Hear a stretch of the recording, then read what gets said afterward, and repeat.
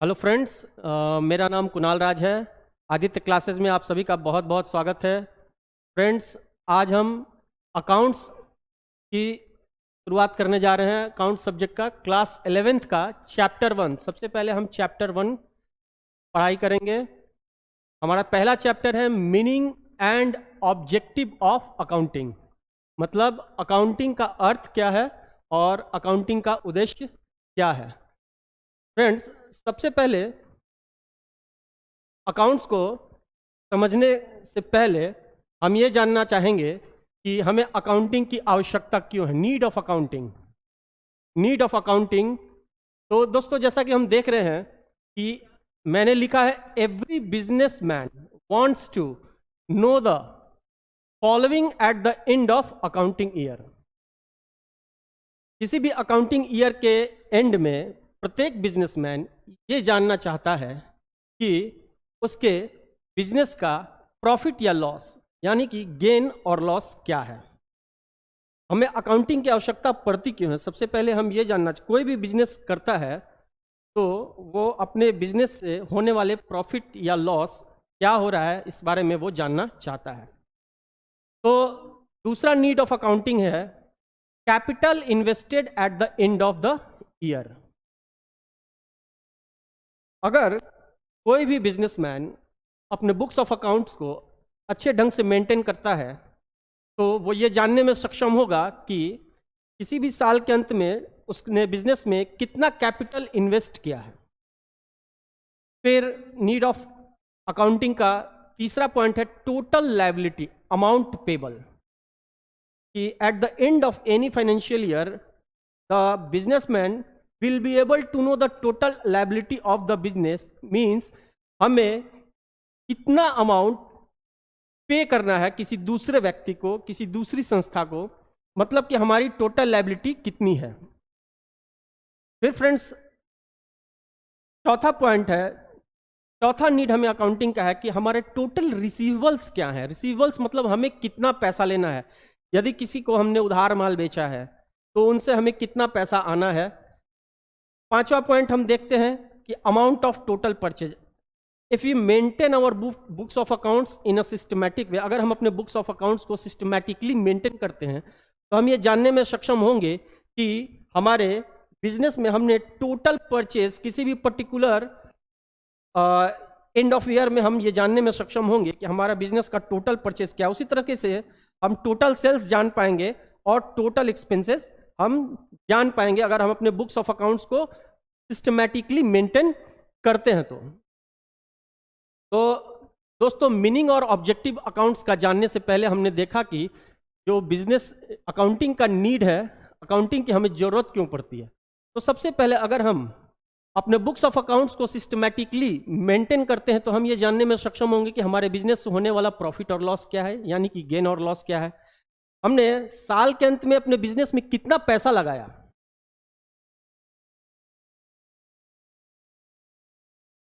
हमारे बिजनेस की total liability, मतलब हमें कितना पे किसी दूसरे व्यक्ति को, किसी दूसरी संस्था को करना है, हमें कितना पैसा आना है, हमारे टोटल रिसीवेबल्स क्या है, हमारा टोटल परचेस क्या है, हमारा टोटल सेल्स क्या है और हमारा बिजनेस का टोटल एक्सपेंसेस क्या है। ऐसे महत्वपूर्ण जानकारी हम प्राप्त कर सकते हैं अगर हम अपने बुक्स ऑफ अकाउंट्स को सिस्टमैटिकली मेंटेन करते हैं।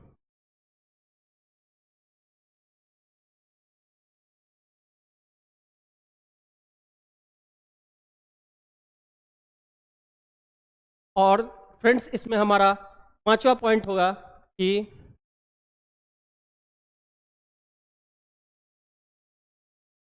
To know the financial position of the business. Business का फाइनेंशियल हेल्थ कैसा है, मतलब कि बिजनेस में टोटल एसेट्स और टोटल लायबिलिटीज कितनी है। तो ये हमारा हुआ need of accounting. All the above information may only be known by keeping complete and systematic records of each and every business transactions entered during the year। तो friends, इस point से हम क्या समझते हैं कि ऊपर जो भी इंफॉर्मेशन कि टोटल सेल्स क्या है, टोटल परचेस क्या है, टोटल रिसीवेबल्स, टोटल हमारा कैपिटल हमने कितना इन्वेस्ट किया eight the end of accounting year, हमारे टोटल एक्सपेंसेस क्या है। इन सारे सूचनाओं को हम तभी जान पाएंगे जब हम अपने बुक्स ऑफ अकाउंट्स में सारी सूचनाओं को सिस्टमैटिकली रिकॉर्ड करेंगे और सारे बिजनेस ट्रांजैक्शंस को हम उस पर्टिकुलर ईयर में रिकॉर्ड करेंगे। इस प्रकार दोस्तों हम ये कंक्लूजन ड्रॉ कर सकते हैं, hence we can draw the conclusion that accounting provides us important relevant information such as capital invested, total purchase, total sales, total expenses, amount payable, amount receivables, profit earned, loss incurred, financial position of the business etc. at the end of the year। इसलिए हम ये conclusion draw कर सकते हैं कि accounts जो है हमें बिजनेस से रिलेटेड इंफॉर्मेशन प्रोवाइड करता है, जैसे कि कैपिटल हमने कितना इन्वेस्ट किया, हमारा टोटल परचेस क्या है, टोटल सेल्स क्या है, टोटल एक्सपेंसेस क्या है, हमारा अमाउंट पेबल मतलब कि हमारी लायबिलिटी क्या है, अमाउंट रिसीवेबल्स क्या है, हमने कितना साल के अंदर प्रॉफिट कमाया या लॉस हमने किया, हमारे बिजनेस का फाइनेंशियल हेल्थ यानी कि हमारे बिजनेस में क्या टोटल एसेट्स है और क्या टोटल लायबिलिटीज है at the end of any financial year और at the end of year. तो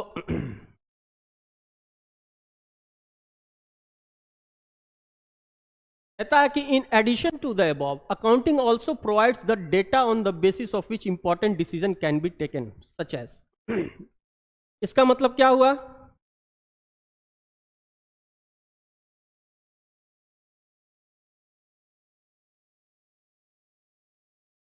कहता है कि in addition to the above, ऊपर जो हमने पॉइंट्स बताए उसके अलावे अकाउंटिंग हमें डेटा प्रोवाइड करता है जिसके बेसिस पर हम बिजनेस से रिलेटेड इंपॉर्टेंट डिसीजंस ले सकते हैं।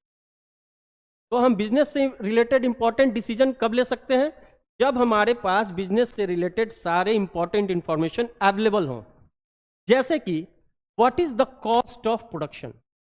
हम बिजनेस कर रहे हैं तो हम ये इंफॉर्मेशन जानने में इंटरेस्टेड होंगे कि हमारे बिजनेस का कॉस्ट ऑफ प्रोडक्शन क्या है, यानी कि जो माल हम बना रहे हैं या अगर हम बना बनाया माल बेच रहे हैं तो उस माल को बनाने में या बना बनाया माल को बेचने में हमारा कॉस्ट कितना इनकर्ड हो रहा है, हमारा क्या खर्चा, हमारा क्या कॉस्ट उसमें लग रहा है।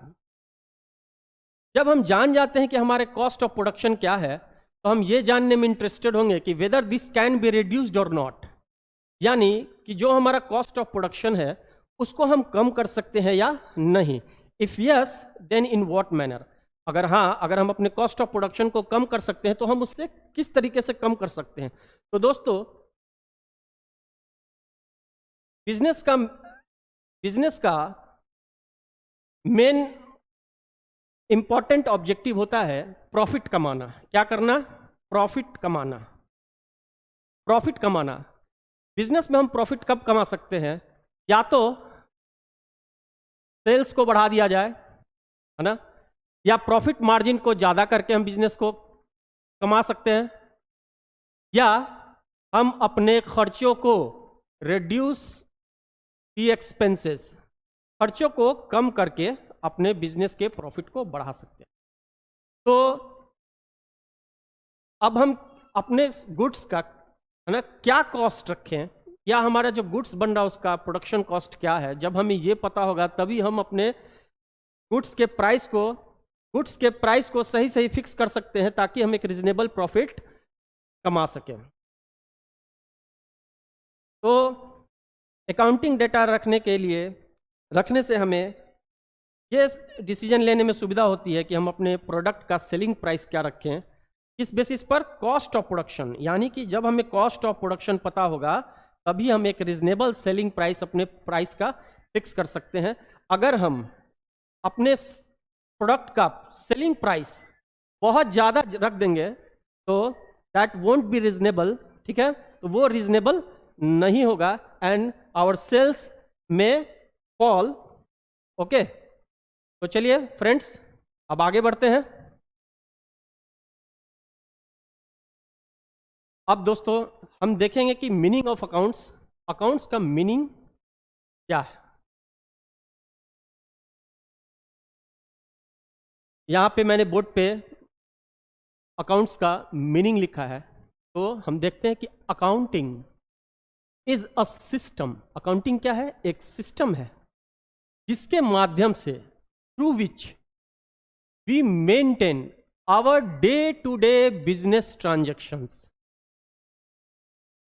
यहां तक हमने क्या देखा कि अकाउंटिंग एक सिस्टम है जिसके माध्यम से हम अपने डे टू डे यानी कि प्रतिदिन होने वाले बिजनेस ट्रांजैक्शंस को सिस्टमैटिकली मैनर में इस तरह से रिकॉर्ड करते हैं ताकि important information related to business में बी नोन इजली, ताकि बिजनेस से रिलेटेड इंपॉर्टेंट इंफॉर्मेशन हम आसानी से जान सकें। तो मीनिंग ऑफ अकाउंटिंग को हम इस प्रकार से समराइज कर सकते हैं कि accounting is a system through which we maintain our day to day business transaction in a systematic manner so that the any important information related to business may be known easily। तो friends accounting का काम क्या है? Accounting का काम ये है कि अकाउंट अगर हम ठीक से रखेंगे तो अकाउंट को ठीक से रखने की वजह से हमारे पास इंपॉर्टेंट डाटा अवेलेबल होंगे, इंपॉर्टेंट डेटा अवेलेबल होंगे, है ना, जिसके बेसिस पर important decision can be taken easily for the sake of the business। important decisions can be taken easily। जैसा कि हमने पहले स्लाइड्स में देखा था कि डेटा क्या हो सकते हैं कि हमारे बिजनेस में टोटल सेल्स क्या है, टोटल परचेस क्या है, हमारी लायबिलिटी कितनी है, हमारी रिसीवेबल्स क्या है ना। तो ऐसे इंपॉर्टेंट डिसीजंस ऐसे इंपॉर्टेंट इंफॉर्मेशन जब हमारे पास अवेलेबल होंगे तो हम इंपॉर्टेंट डिसीजन बिजनेस के फायदे के लिए, बिजनेस के और बिजनेस में और हम अच्छा कैसे करें उसके लिए हम ले सकते हैं।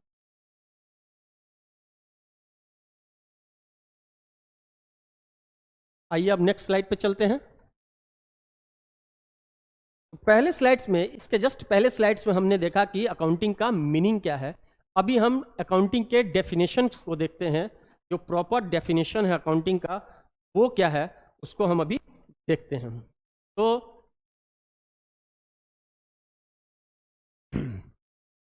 अकाउंटिंग का जो डेफिनेशन है, accounting is an art. Accounting is an art. Accounting एक कला है। किस चीज की कला है? ऑफ रिकॉर्डिंग, रिकॉर्ड करने की, क्लासिफाइंग, क्लासिफिकेशन की।